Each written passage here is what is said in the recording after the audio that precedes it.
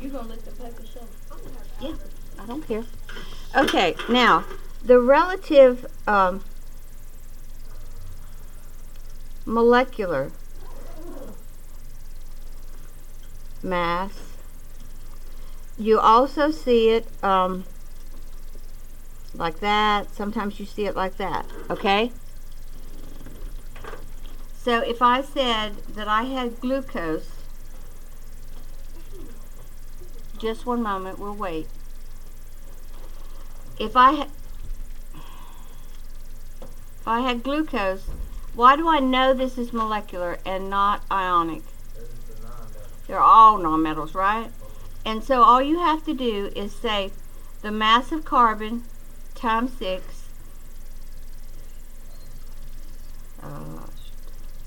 72. We didn't hear more than that. Hydrogen times 12. Oxygen is 16. And that's going to be 96. Okay? And then you add all those up.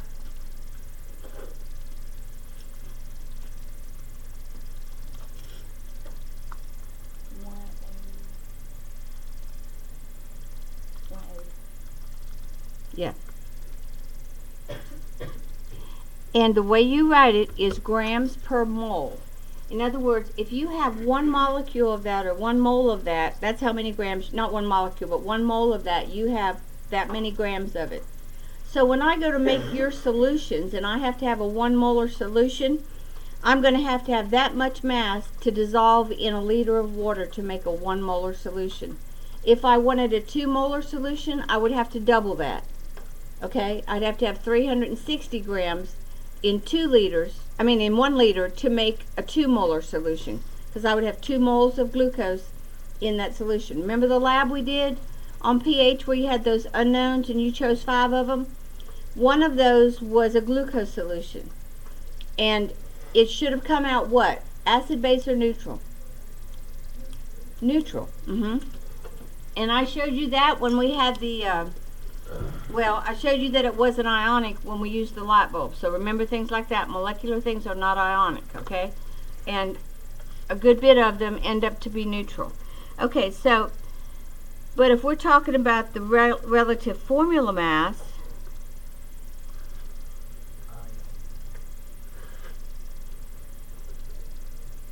okay, that's when we're talking about something. Can anybody tell me the formula for calcium nitrate?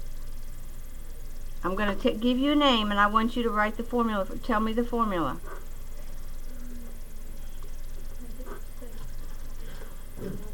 Yeah, you can use Ca. What's the charge on Ca? Look on the periodic table. 2. And what's nitrate?